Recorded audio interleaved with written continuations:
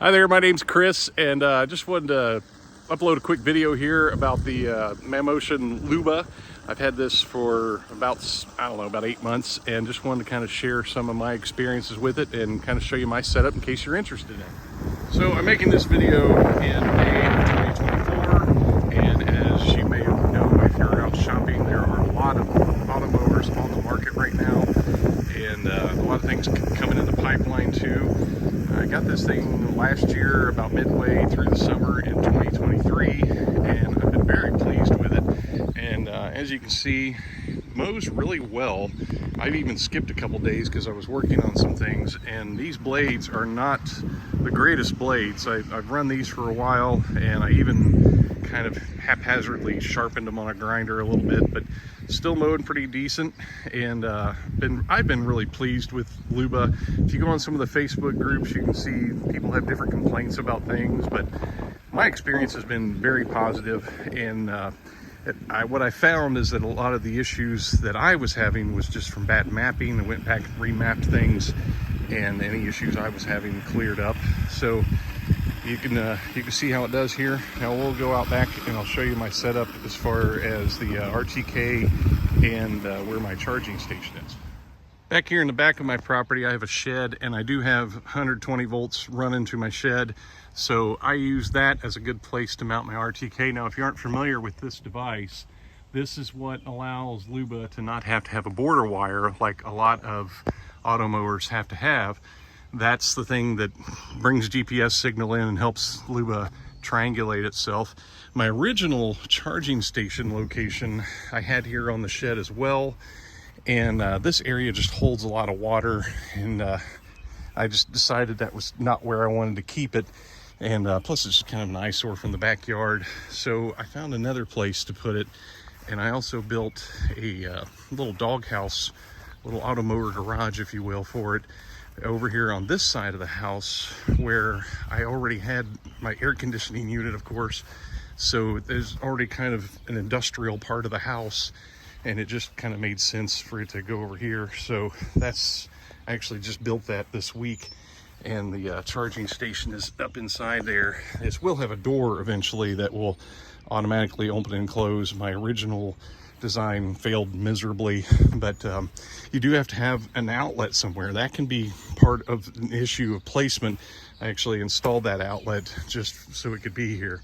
Now, one of the reasons I went with Luba over some of the other ones is I didn't want to have to do a perimeter wire, and reason being, two sides of my property are lined by a cornfield / bean field, depending on what year it is. And this year it'll be corn.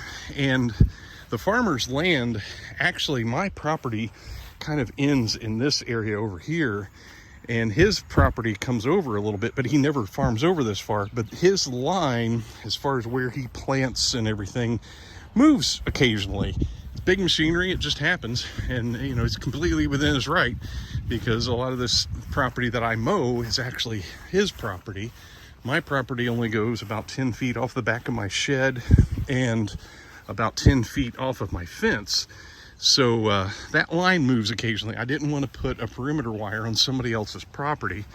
And I also mow between this field and the road. There's a little strip of grass in there that I mow just to keep our houses looking nice, because that's the only spot on the street where the field goes clear to the street. That's where he comes in and out with his equipment. And I wanted to be able to mow that, but again, didn't want to put a perimeter wire on somebody else's property. So in my case, something like the Husqvarna didn't make as much sense for my needs, and that's what ended up going with the Luba, since it's you don't have to have that perimeter wire.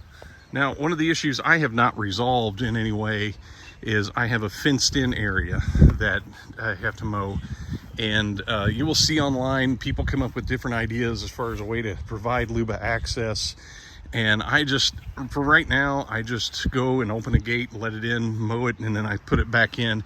It's small enough that it can do it all in one battery charge, so it's not having to run back and forth to the charger at any time.